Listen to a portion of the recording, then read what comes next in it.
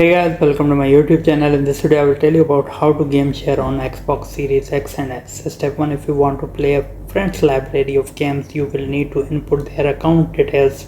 Likewise, if you want them to be able to play your games, then you will need them to input your account details into their console. Press the Xbox button on your gamepad to launch the menu.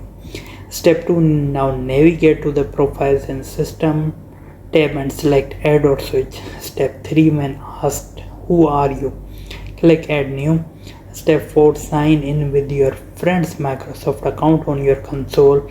Step 5, next go back to the Profile and System tab and select Add or Switch again, then select your friend's account. Step 6, now press the Xbox button on your gamepad again.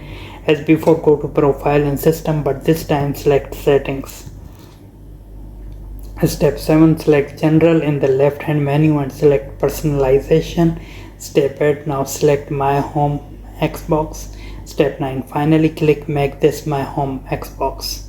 Hope this guide will help you. Please leave a like and subscribe this channel for more videos and guides like this. Thank you so much.